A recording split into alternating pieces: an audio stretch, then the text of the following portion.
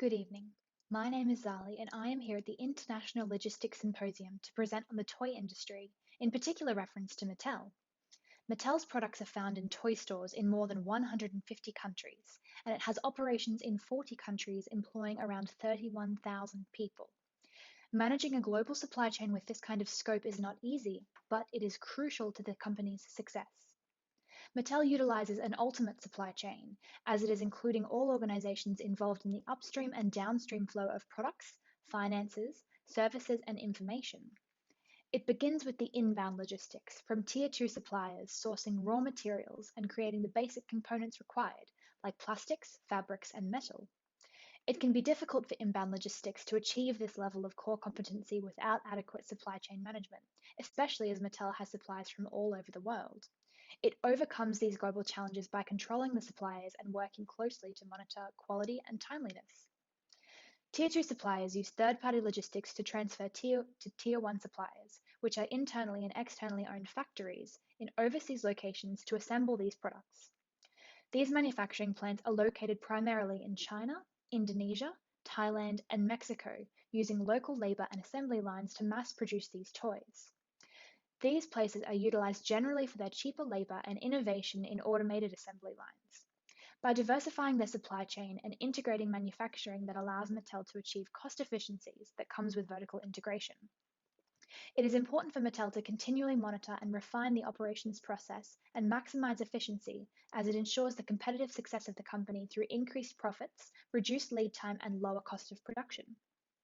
Within the same factory, the finished product is packaged and sealed before being shipped off to the distribution centers as part of outbound logistics by third-party logistics once again.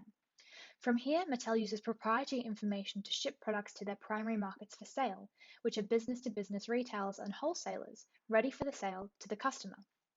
Timeliness is the key element of the supply chain, as reductions in lead time and cost-effective methods are the key drivers for economic success.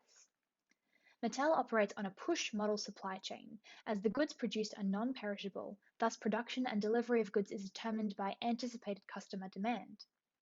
Mattel relies on key procedures for management, including inventory management systems and enterprise resource planning systems. IMS IT systems are a key element to tracking large-scale international supply chains. They assist Mattel with reducing lead times and delivery windows and warehousing, increased efficiency and productivity, determining order quantities and rosters, and managing the quality of products.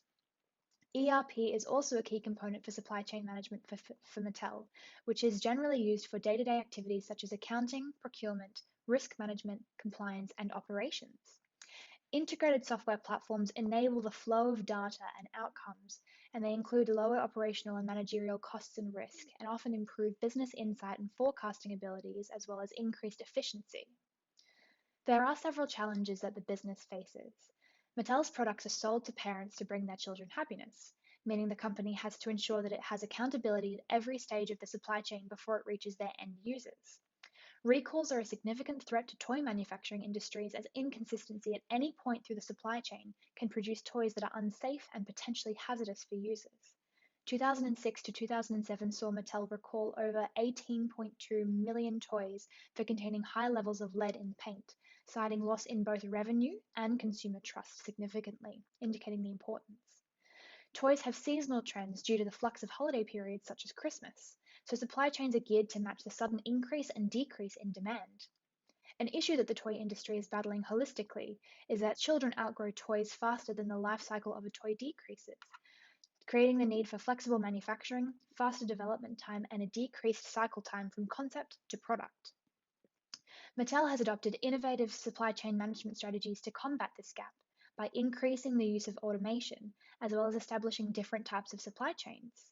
Type 1 supply chains focus primarily on constantly produced goods, while Type 2 supply chains are more adaptable to change by localizing warehouses and insourcing production of raw materials and manufacturing to increase flexibility for innovation, changes to products, and increases in sustainable materials.